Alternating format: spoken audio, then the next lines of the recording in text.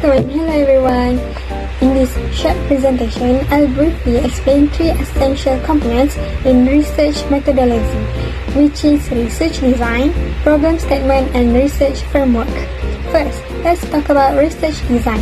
Think of it as the blueprint or master plan of your research project. It outlines how you will collect, measure, and analyze your data to answer your research questions. A good research design helps ensure that your study is systematic, valid, and reliable. It covers decisions like your sample method, data collection tools, and analysis strategy. In short, it is the foundation that keeps your research organized and focused. Citation by KDE3 Next, we have problem statement. This is a clear and concise summary of the issue your research aims to solve. It explains why your study is important, what the gap is, and what you intend to find out. A strong problem statement gives your research direction. It helps you develop objectives, research questions, and even influences your choice of methods. Without it, your study risks being vague and irrelevant. Citation by Alice 2008. Lastly, the research framework, also known as the conceptual or theoretical framework, this provides the structure for your study.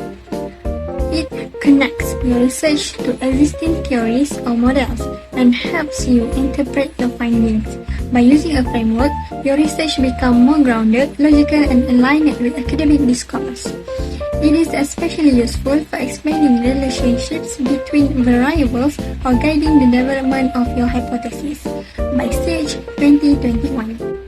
To conclude, there's three elements, which is research design, problem statement, and research framework are crucial for building a solid, meaningful, and credible research project. My name is Iman Afikah binti Muhammad Fauzi. My metric number 1222773. Next, I would like to explain about the significance of two fundamental elements in research, which are problem statement and research framework. Firstly, a well-developed problem statement is the cornerstone of any research design. It ensures our study is focused and logically structured, guiding our objectives and identifying the specific knowledge gap we aim to address. This was highlighted by Mechiriza and Muringani 2023. Equally important is a well-chosen research framework. This guides the overall structure and direction of our study, influencing our methodology, data collection, and interpretation. According to the Association of International Project Management Officers 2021, these frameworks provide foundational principles that promote consistency, coherence, and quality throughout the research process. They also enhance adaptability, improving a study's validity, reliability, and impact. In a sense, both a clear problem statement and a robust research framework are indispensable for ensuring our research is relevant, well-directed, and ultimately successful. Next, I will explain the example of problem statement. In this case, we choose the impact of social media and physical measurements on self-esteem and mental health with focus on body image satisfaction and its relationship with cultural and gender factors as our title. The example of problem statement for this research is, in today's world where people are constantly online and see lots of pictures, people are often worried about how social media and society focus on perfect bodies and appearance, which can affect their self-image, self-esteem, and mental health. Based on this research, it states that we do not fully know that this outside pressure affects how people feel about their own bodies, especially when culture and gender come into play. This is because we lack this complete knowledge, which makes it hard to create good ways to help people build a positive body image and better mental health in a world where beauty standards are always changing. Therefore, This research aims to gather existing research to show how social media, body measurements, culture, and gender all affect our mental health and self-esteem. It highlights that we need many different approaches to reduce body dissatisfaction and improve well-being for everyone. Now we look at the research framework of example. This framework is designed to show the relationship between the way social media is used and its possible impact on emotion and self-perception. The first independent variable is time spent on social media. Spending long hours on platforms like TikTok, Facebook, or Instagram may lead to emotional fatigue, especially when users are exposed to constant content. Second, the type of usage, whether the user is active or passive. Active users usually post content or interact with others, while passive users just scroll and view without participating. Passive usage is often linked with more negative effects because it can increase feelings of comparison and disconnection. The type of content viewed, especially content related to peer achievement. For example, seeing friends post about their award or perfect lifestyle might lead to feelings of jealousy or sadness. The last one is the level of engagement with content. This includes how often a person gives like, comment, or interact with their posts. This kind of engagement may show how emotionally invested someone is in the content, which can affect their mood and talk about themselves. The independent variable have connection with four dependent variables that are stress level, anxiety, self-esteem, and also depression level. To support this framework, I am choosing three main psychological theories. The first one is objectification theory. This theory explains that when people are often exposed to ideal body image or perfect appearance on social media, they may start to evaluate their own worth based on how they look.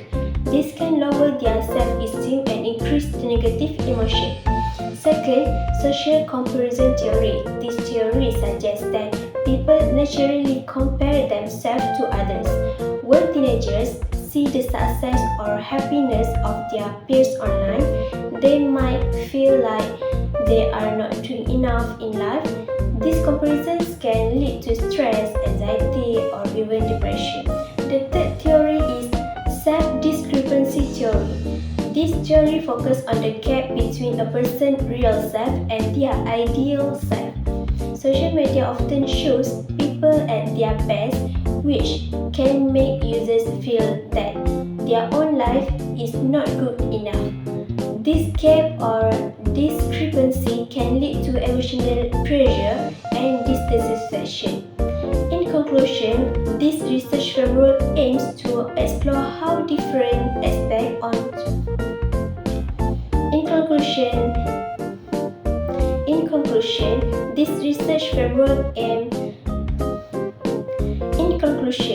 this research framework aims to explore how different aspects of social media use, including the amount of time spent on it, the way it's used, the kind of content viewed, and how users engage with it are related to emotional outcomes such as stress, anxiety, low self-esteem, and also depression. By applying this theory, this study provides a clear understanding of how social media habits are linked to the mental well-being of teenagers. Next, let's hear the reflection of the research. Through this research, we experience significant growth in our understanding and approach toward the issue of mental health among students, particularly in relation to the use of social media. So Aziza, what do you know before and after through this research? Thank you, Fatima. So, before doing this research, we only had a general understanding that social media impacts students' emotions and self-image. We also didn't know how to 1. construct a focus problem statement based on actual research gap. Second, identify and differentiate independent and dependent variable. Third, relate our research to academics such as the objectification theory or social comparison theory. So, our thinking process relies mostly on personal opinion and assumptions rather than empirical data or academic sources. After the research, we learn how to develop a clear and focused problem statement addressing a real issue and research gap. We successfully built a structured and systematic research framework which is 1. Independent variable IV, time spent on social media, type of usage active and passive, also the type of content viewed.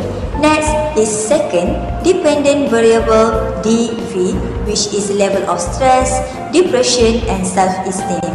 We understood and applied psychological theories, which is 1. Self-discrepancy theory helped us to explain internal conflict with a person's real self doesn't match their ideal self on social media.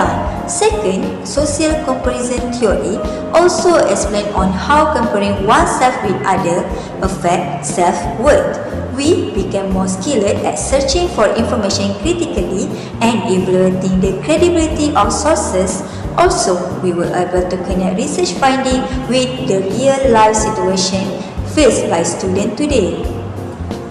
This research made us more aware of real student issues such as depression and emotion pressure due to social media. It also taught us that research is not just about collecting information, but about building solutions based on evidence and strong frameworks. These skills are highly valuable in our future teaching career. First, we can plan more focused and effective intervention. Secondly, we understand the root of student problem more accurately. And lastly, we are able to make informed decisions based on data, not assumption. Next, understanding research and its framework helps us become a more effective teacher because it trains us to look at students' behavior through evidence-based perspective. For example, by studying how variables like time spent on social media, type of usage, and level of engagement affect stress, anxiety, self-esteem, and depression. We become more aware for the real issues of students face in their daily lives, inside and outside the classroom. Theories like social comparison theory and self-discrepancy theory help us understand why students might feel pressure to meet unrealistic standards or develop low self-esteem when they constantly compare themselves with others online. With this understanding, we can design classroom activities that promote positive self-image, healthy online habits, and resilience. We are also more prepared to provide guidance and emotional support to students who may struggle with these challenges. By integrating what we learn from research into our teaching practice, we can create a more supportive, inclusive, and engaging learning environment that considers students' mental health and well-being. Overall, having research knowledge encourages us to apply critical thinking, empathy, and practical strategies to better support our students' holistic development and long-term success. Problem statement in career as a teacher. In today's dynamic and rapidly evolving educational landscape, the teaching profession faces numerous challenges that impact both its attractiveness as a career choice and its sustainability in the long term. Despite the crucial role teachers play in shaping future generations, many countries, including Malaysia, are experiencing a decline in interest among young people to pursue teaching as a long-term career. Factors such as heavy workload, low starting salary, lack of career advancement opportunities, job-related stress, and societal undervaluation contribute to the diminishing appeal of the profession. Moreover, many pre-service and early career teachers report feeling unprepared for clear classroom demands. citing gaps between theoretical training and practical application. This misalignment not only affects job satisfaction and teacher retention, but also influence the overall quality of education delivered to students. Therefore, this research seeks to investigate the factors influencing the perception of teaching as a viable and desirable career, particularly among young university students in education programs. The study also aims to explore the challenges faced by novice teachers and to evaluate the effectiveness of current teacher training programs in preparing future educators for the profession. Understanding this issue is crucial to developing strategies that can enhance the status of the teaching profession, improve training frameworks, and ultimately ensure a more motivated and effective teaching workforce. Moreover, many pre-service and early career teachers report feeling unprepared for career classroom demands, citing gaps between theoretical training and practical application. This misalignment not only affects job satisfaction and teacher retention, but also influence the overall quality of education delivered to students. Therefore, this research seeks to investigate the factors influencing the perception of teaching as a viable and desirable career, particularly among young university students in education programs. The study also aims to explore the challenges faced by novice teachers and to evaluate the effectiveness of current teacher training programs in preparing future educators for the profession. Understanding this issue is crucial to developing strategies that can enhance the status of the teaching profession, improve training frameworks, and ultimately ensure a more motivated and effective teaching workforce.